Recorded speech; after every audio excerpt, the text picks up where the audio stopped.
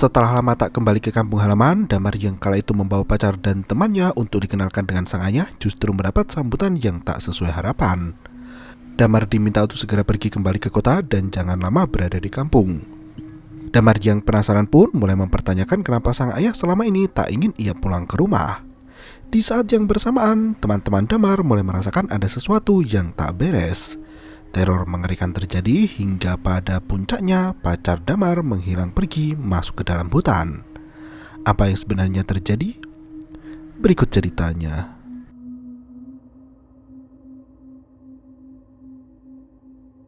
Kala itu di Wonosobo tahun 1912, seorang penari tarup keliling menari di halaman rumah mengungkapkan rasa kecewa yang selama ini ia pendam. Perasaan cintanya tidak direstui oleh keluarga sang kekasih. Darmo masih terus menanamkan Prapti jika kelak mereka akan terus bersama apapun yang terjadi. Sementara Prapti sendiri tak yakin jika keluarga bangsawan seperti Darmo mau menerimanya yang merupakan seorang penari tarup keliling. Malam harinya Darmo mengungkapkan jika ia ingin menjadikan Prapti sebagai istri. Sayangnya ayah Darmo sangat menentang hal tersebut. Menurut sang ayah, penari tarup keliling tak beda jauh dengan wanita penghibur. Darmo terus memohon agar ia bisa mendapatkan restu dari sang ayah karena ia sangat mencintai Prapti. Ayah Darmo kala itu tetap menentang dan menolak keinginan anaknya untuk menikahi Prapti. Ia tak sudi mempunyai mantu penari tarup keliling. Prapti yang kala itu asik bercermin ditembak dari belakang oleh orang tak dikenal. Dan film pun dimulai. 100 tahun kemudian, Damar, Firna, Andri, dan Mulan berada di dalam mobil dan menempuh perjalanan menuju ke rumah orang tua Damar. Firna kala itu sempat mengeluhkan jika Damar tak terlihat bergembira. Damar mengelak dan menjelaskan jika ia sangat senang dengan perjalanan, terlebih ia akan mengenalkan Firna pada sang ayah. Mulan dan Andri menggoda pasangan muda itu yang sebentar lagi akan menikah. Perjalanan memakan waktu yang sangat lama hingga matahari pun menghilang. Damar mulai memasuki jalan terjal hingga masuk ke perkampungan. Semua penumpang kala itu sudah terlelap tidur. Damar tiba-tiba melihat perempuan di tengah jalan dan ia tak sengaja menabraknya. Mereka semua terbangun dan bergegas keluar mobil. Karena menghindari sosok perempuan yang tiba-tiba muncul, mobil milik Damar menabrak pohon. Andri mengira jika Damar hanya mengantuk, namun Damar sendiri justru kebingungan mencari perempuan yang ditabrak. Andri sama sekali tak percaya karena bukan perempuan yang ditabrak, melainkan sebuah pohon. Firna menenangkan teman-temannya yang mulai ribut.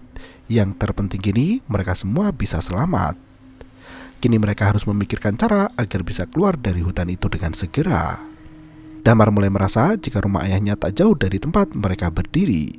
Ia menyarankan untuk bergegas jalan karena hari sudah larut malam. Firna meminta Mulan untuk mengemasi barang-barang segera. Mereka berjalan menuruni tangga bukit hingga bertemu dengan seorang pria. Pria yang bernama Kliwon itu berkata jika tubuh Damar bau anyir. Ia berteriak jika Damar membuat sebuah kesalahan. Damar kebingungan bagaimana pria itu bisa mengenalnya. Kliwon tak menjawab dan meminta Damar untuk membawa teman-temannya pergi karena jika tidak mereka bisa mati.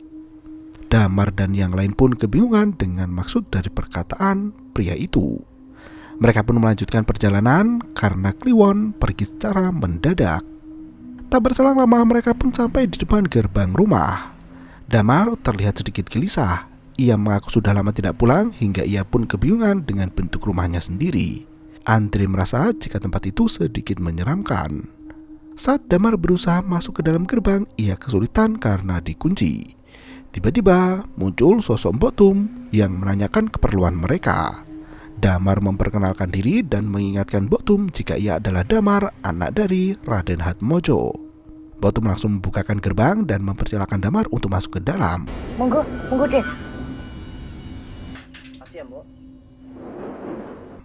Mereka masuk ke dalam rumah di mana Hatmojo menanyakan siapa yang datang pada Mbok Tum. Mbok Tum langsung menjelaskan jika Damar pulang ke rumah.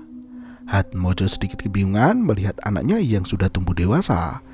Ia memeluk Damar dan menanyakan apa tujuan Damar balik dan siapa yang menyuruh untuk pulang ke rumah. Damar menjelaskan jika ia mendapat sebuah telegram yang memberitahu jika ayahnya sakit keras Karena alasan itulah ia pulang. Hatmojo menanyakan pada Mbok Tum apakah ia yang mengirimkan telegram. Mbok Tum menjawab jika ia tidak mengirim telegram apapun. Damar bingung karena bukan ayahnya yang mengirimkan telegram itu, dan terlebih ayahnya terlihat baik-baik saja. Hatmojo pun meminta anaknya untuk beristirahat di rumah malam itu. Ia meminta anaknya untuk kembali ke Jakarta esok hari. Mendengar hal itu, Firna, Andre, dan Mulan sangat terkejut. Damar memohon agar ia bisa tinggal seminggu karena mereka sedang libur kuliah. Hatmojo memberitahu jika Damar tak paham apapun. Tempat tinggalnya itu bukanlah tempat yang bagus untuk Damar. Mbok Tum mengantar Damar untuk menuju ke kamarnya. Setelah meletakkan beberapa pakaian, Andre dan Damar bersantai di balkon belakang. Damar meminta Andre untuk tenang dan jangan memikirkan perkataan sang ayah. Apapun yang terjadi, mereka akan tetap tinggal selama seminggu di sana. Sementara itu, Mulan menggoda Firna jika calon mertuanya galak. Firna meminta Mulan untuk tidak berprasangka buruk dan menilai orang sembarangan. Terlebih, mereka baru sekali bertemu. Mulan semakin heran karena Damar sepertinya belum memberitahu ayahnya jika Damar hendak melamar Firna. Mbok Tum tiba-tiba ikut mengobrol dan memberitahukan jika Damar sebenarnya sudah dijodohkan. Semua keturunan Trias Hatmojo sudah dijodohkan sejak kecil. Mulan heran dan menyinggung jika zaman sekarang masih ada perjodohan. Andre mulai mengerti jika ternyata Damar sudah pergi sejak kecil. Malam harinya terdengar suara nyanyian dari luar rumah. Mulan dan Andre terbangun dari tidurnya. Dari balkon belakang, Mulan melihat ayah dari Damar yang berjalan dengan membawa sesajen. Andre yang ikut keluar dari kamar memilih untuk mengikuti dari mana suara itu berasal. Ia berjalan masuk ke dalam hutan dan terlihat ada sosok perempuan yang asik bersenandung.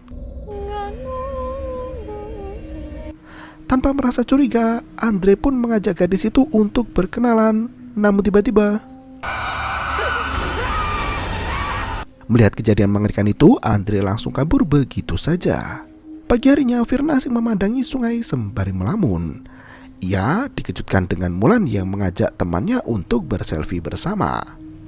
Sementara di tempat lain, Andre menceritakan kejadian malam tadi di mana ia melihat ada gadis memutar kepalanya 180 derajat. Damar mengaku tak percaya dengan hantu dan meminta Andre untuk tidak berbicara omong kosong. Bisa-bisa Firna dan Mulan menjadi ketakutan. Firna dan Mulan meminta Andre dan Damar untuk mendekat. Damar pun meminta Andre untuk menyusul para gadis terlebih dahulu. Sekilas dari arah lain, Damar melihat gadis muda yang berjalan masuk ke dalam hutan. Damar lebih tertarik pada gadis muda yang berjalan sendiri daripada bergegas menuju ke tempat Firna. Firna, Mulan, dan Andre sudah bersiap untuk berkeliling kawasan itu. Mereka ingin pergi ke kebun teh dan naik kuda. Andre menghentikan langkahnya karena menyadari jika Damar tak kunjung datang. Damar masih mengikuti gadis itu hingga sampai pada sebuah rumah tua. Ia sempat kebingungan karena kehilangan jejak dari si gadis. Tiba-tiba gadis itu muncul di belakang Damar. Damar mengaku pernah melihat gadis itu namun ia tak mengingatnya. Prapti memperkenalkan diri dan menjelaskan jika semua orang tahu Damar anak juragan dari kebun teh. Andre, Firna, dan Mulan memanggil Damar di mana Prapti menghilang begitu saja. Firna bergegas mengajak kekasihnya untuk pergi karena ia ingin naik kuda. Belum jauh kaki melangkah, terdengar suara dari dalam rumah terbengkelai di belakang mereka. Damar memilih untuk masuk dan mengecek keadaan. Firna terlihat kesal dan meminta Damar untuk meninggalkan tempat itu. Damar lebih memilih untuk melihat isi dalam rumah tersebut dan tak mempedulikan Firna. Mulan kala itu menemukan alat untuk memahat patung. Andre merasa jika tempat itu mungkin dulunya digunakan sebagai pembuat patung. Firna merengek untuk segera keluar dari rumah tersebut. Tanpa disadari, sosok mengerikan memperhatikan gerak-gerik mereka. Sore harinya, Damar asik bersantai di balkon belakang. Mbok Tum memberikan minuman hangat untuk Damar. Samar-samar terdengar suara perempuan yang bersenandung. Damar bergegas mencari sumber suara itu.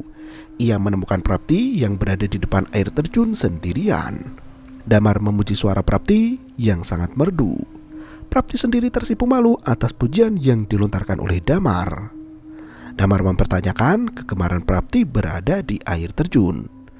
Prapti sendiri menjelaskan jika ia berada di air terjun itu hanya sesekali, terlebih ketika teringat dengan seseorang. Damar mengerti jika orang yang dimaksud adalah kekasih dari Prapti. Ia mempertanyakan keberadaan dari kekasih perempuan itu. Prapti tak bisa menjawab dan tak mengetahui keberadaannya, namun pria itu berjanji untuk menemuinya. Namun sayangnya hal tersebut tak pernah terjadi.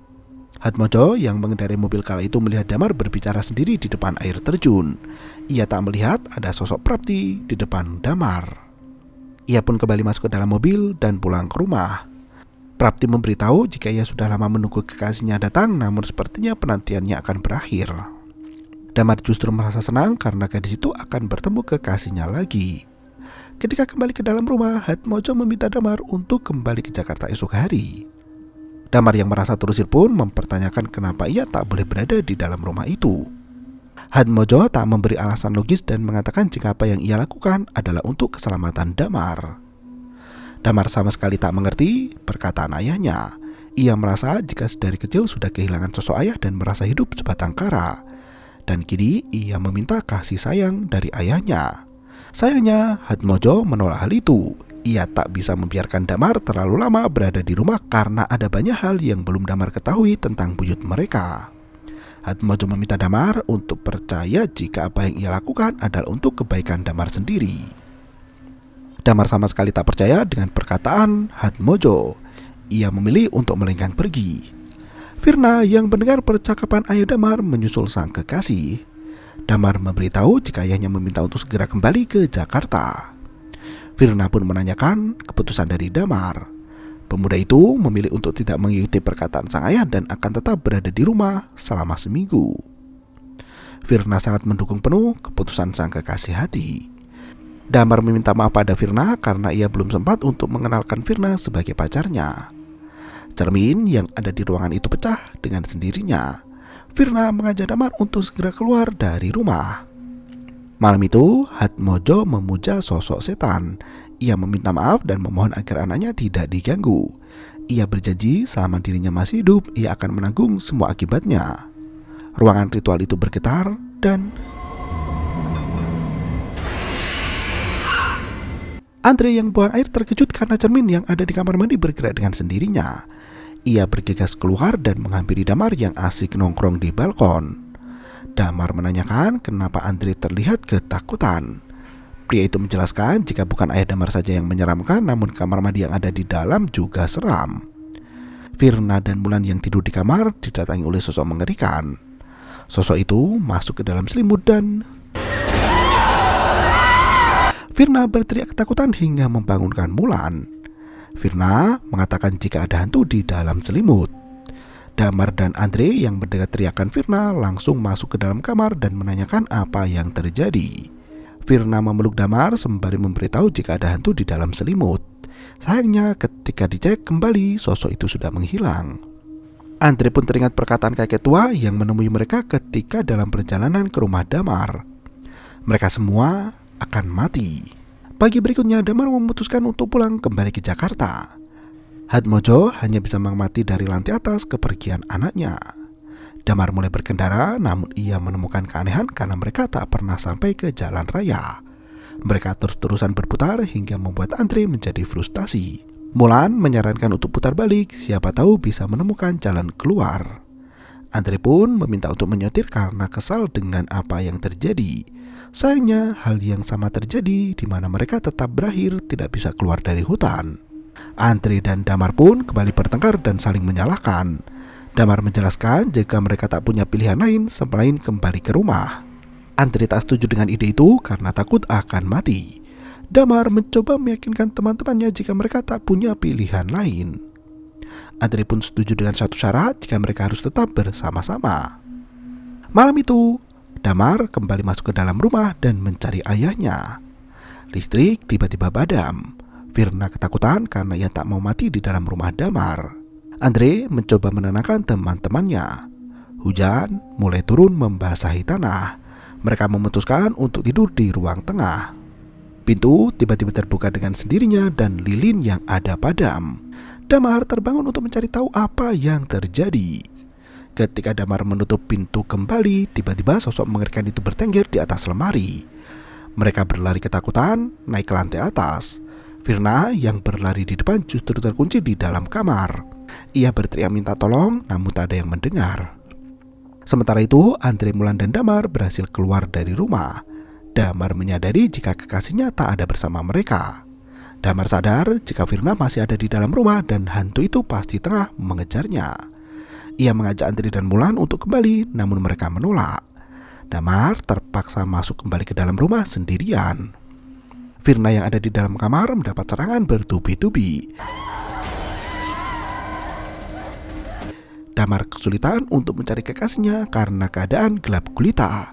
Firna terus-terusan terkena serang sosok mengerikan hingga membuat kegaduhan. Damar menyadari jika Firna ada di dalam kamar. Sayangnya, ketika kamar dibuka, Firna tak ada di sana dan hanya tertinggal sebuah syal. Damar terus mencari keberadaan Firna. Ia masuk ke dalam ruang lantai atas di mana ada sebuah patung yang tertutup oleh kain. Ketika Damar mengamati patung itu, ia teringat dengan kejadian ketika masih kecil dahulu. Ayah Damar kala itu memarahinya karena masuk ke dalam kamar tersebut. Ayah sudah berulang kali memperingatkan Damar untuk tidak masuk ke dalam sana. Andre dan Mulan memutuskan untuk kembali masuk ke dalam rumah guna mencari keberadaan Firna. Ia menyalahkan keberadaan patung tersebut yang membuat sang ayah mengusirnya dari rumah dan tidak mementingkan anaknya sendiri. Ia berniat untuk menghancurkan patung yang telah membuat masalah dalam hidupnya. Ketika Anda mencari benda tumpul untuk menghancurkan patung itu, tiba-tiba Andre dan Mulan yang mendengar teriakan Damar bergegas masuk ke dalam ruangan itu. Mereka menemukan Damar pingsan di depan sebuah patung. Damar mengalami mimpi di mana ia bertemu dengan Prapti di sebuah danau. Ia mengatakan pada Prapti jika cinta mereka akan tetap abadi. Pagi itu Damar bangun di mana sudah ada Hatmojo dan juga Mbok Tum. Hatmojo meminta Damar untuk segera pergi. Ia akan mengantar mereka semua agar bisa keluar dari dalam hutan. Mbok Tum menghampiri Hatmojo dan memberitahu jika sudah saatnya Damar untuk menggantikan tugas dari Hatmojo. Hatmojo pun sangat marah dengan perkataan dari Mbok Tum. Ia tidak akan membiarkan hal itu terjadi dan tak boleh ada yang mengganggu ketenangan Damar. Selama dirinya masih hidup, ia akan terus menanggung apa yang terjadi. Damar yang mendengar ayahnya berteriak menanyakan apa yang sebenarnya terjadi dalam hidupnya. Hatmojo masih tak mau menjelaskan apapun dan menyuruh Damar untuk segera berkemas. Damar mengatakan jika ia tak akan pergi tanpa Firna. Hatmojo kesal dengan anaknya karena ia sudah berkorban seumur hidup untuk Damar. Namun kini Damar justru memikirkan teman perempuannya daripada nasibnya sendiri. Damar semakin kebingungan dan mendesak sang ayah untuk menceritakan apa yang selama ini disembunyikan. Siapa Prapti dan apa kaitannya dengan semua yang terjadi. Hatmojo mengatakan dengan tegas jika Prapti sudah mati 100 tahun yang lalu dan apa yang Damar lihat adalah setan Prapti. Prapti merupakan sumber petaka selama ini yang menimpa keluarga. Damar sama sekali tak mengerti perkataan ayahnya. Hatmojo tak mau membahas lebih detail tentang apa yang ia katakan. Ia meminta Damar untuk menikmati hidup dan membiarkan ia yang menanggung semua yang terjadi. Damar pun bergegas mencari keberadaan Firna. Andre sempat menghalangi dan ingin segera kembali ke Jakarta sesuai perkataan ayah Damar. Damar kesal dengan dua temannya itu karena tak memikirkan keberadaan Firna dan justru menganggap Firna telah mati. Andre bahkan mulai mempertanyakan Damar jika Damar sengaja ingin menumbalkan mereka. Pertengkaran kembali terjadi. Damar mencari Firna dan membiarkan Andre dan Mulan untuk melakukan sesukanya. Damar masuk ke dalam rumah terbengkelai. Mulan yang ikut ke sana kebingungan karena sebelumnya ada patung di kamar itu. Damar pun merasa heran dengan hal itu dan ia yakin jika patung itu ada hubungannya dengan menghilangnya Firna. Damar merasa jika mereka harus menunggu hingga malam tiba. Mulan tak setuju dengan usul dari Damar. Namun karena tak ada pilihan lain, mereka pun menunggu di depan rumah. Damar kala itu terbangun ketika mencium bau kemenyan. Ia melihat sang ayah masuk ke dalam rumah dengan membawa kemenyan. Damar, Mulan, dan Andre mengintip dari jendela.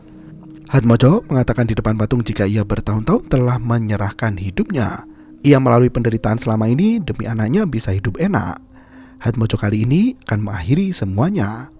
Ketika patung itu hendak dihancurkan dengan keris, sosok mengerikan muncul dan menyerang balik Hatmojo dan menusuk pria itu dengan keris yang dipegang. Damar, Andre, dan Mulan kabur di mana setan itu mengejar dengan terbang. Kliwon kembali muncul dan mengusir demit Prapti. Pagi harinya Damar dibawa ke rumah pria itu. Damar mengucapkan terima kasih atas pertolongan yang diberikan. Kliwon memberitahu jika ia sudah menyangka hal tersebut akan terjadi. Ia mengatakan telah memperingatkan Damar tempo hari ketika Damar hendak pulang ke rumah. Damar pun menanyakan apa yang sebenarnya terjadi dengan ayahnya. Kliwon menjelaskan jika ayah Damar adalah orang baik. Ia hanya tak mampu melawan takdir yang harus dilalui. Damar pun mempertanyakan siapa Darmo dan juga Prapti. Kliwon memberitahu jika Darmo adalah moyang dari Damar. Darmo dan Prapti adalah akar dari masalah yang selama ini terjadi. Mereka saling mencintai, namun hubungan mereka ditentang karena Prapti adalah penari tarup keliling. Hingga pada akhirnya Prapti mati dibunuh. Alasan ayah Damar mengasingkannya ke kota adalah karena Damar sangat mirip dengan Darmo, moyangnya. Demit Prapti melihat Damar seperti Darmo. Prapti sangat dendam dengan moyang dari Damar yang selalu menghinanya. Darmo bahkan membuatkan patung untuk Prapti semenjak gadis itu meninggal. Ayah Darmo masih terus-terusan menghina Prapti hingga patung itu mulai bergerak dengan sendirinya. Prapti yang menjadi demit pun membunuh orang tua Darmo karena orang tua Darmo telah membunuh Prapti. Masyarakat yang ada memanggil demit Prapti dengan sebutan hantu gendong susu karena Prapti kerap menculik anak-anak. Hantu gendong susulah yang selama ini menghantui keluarga Hatmojo. Hatmojo selama ini selalu melindungi Damar dan jika terjadi sesuatu pada ayah Damar, maka hantu Prapti akan berpindah pada Damar. Tiba-tiba Mbok Tum memanggil Kliwon untuk diajak bicara. Mbok Tum tahu jika selama ini Kliwonlah yang mengirimkan pesan pada Damar. Kliwon mengakui hal itu karena ia tak mau Mbok Tum mengambil keuntungan dari penderitaan keluarga Hatmojo. Mbok Tum sengaja mengumpankan Hatmojo pada Prapti agar bisa menguasai seluruh harta kekayaan yang ada. Kliwon terus menyalahkan kakak perempuannya yang gila harta. Mbok Tum tak terima dan merasa jika mereka berhak mendapatkan harta itu karena mereka berdua adalah keturunan dari Prapti. Kliwon berjanji jika ia akan menghentikan semua kejahatan yang selama ini dipelihara oleh Mbok Tum. Kliwon memberitahu Damar jika mereka harus mengakhiri semua yang ada dengan menghancurkan patung Prapti. Mulan yang merasa tak enak badan memilih untuk tinggal di rumah Kliwon. Firna kala itu terbangun dan kerasukan setan. Andre, Kliwon dan Damar pergi menuju ke bangunan tua. Ia mempunyai firasat jika demit Prapti telah menunggunya. Damar yang masuk ke dalam rumah samar-samar melihat sosok Firna. Ia keluar mengikuti bangunan itu. Sementara Mulan yang beristirahat hendak dibunuh oleh Mbok Tum. Untungnya gadis itu berhasil menghindar. Mulan berusaha untuk menyelamatkan diri. Untungnya pisau yang dirahkan padanya berhasil membelokkan hingga Mbok Tum mati tertusuk sendiri. Andre dan Kliwon berhasil menemukan patung Prapti. Kliwon meminta Damar untuk menghancurkan patung itu, namun Damar justru menghilang. Karena tak ada pilihan lain, Kliwon mengajak Andre untuk memusnahkan patung itu bersama. Damar berhasil menemukan Firna di air terjun. Firna yang kerasukan Prapti justru menari-nari dan tak mempedulikan perkataan Damar. Damar menyadari jika kekasihnya kerasukan Prapti. Di saat yang bersamaan, Kliwon bersiap membakar patung kayu Prapti bersama dengan Andre. Saat patung mulai terbakar, sosok Prapti yang ada di tubuh Firna pun menghilang seketika. 3 hari kemudian, Damar bersiap untuk pulang ke Jakarta. Ia menitipkan rumah itu pada Kliwon. Ketika pria itu hendak masuk ke dalam rumah, ia merasakan kehadiran sosok Prapti kembali. Dan film pun berakhir. Tidak ada pesan-pesan hari ini, hanya mengingatkan untuk berhati-hati terhadap orang di sekitar. Siapa tahu ada sosok Mbok Tum yang selama ini memanfaatkan penderitaan orang lain untuk keuntungan pribadi. Terima kasih dan sampai jumpa.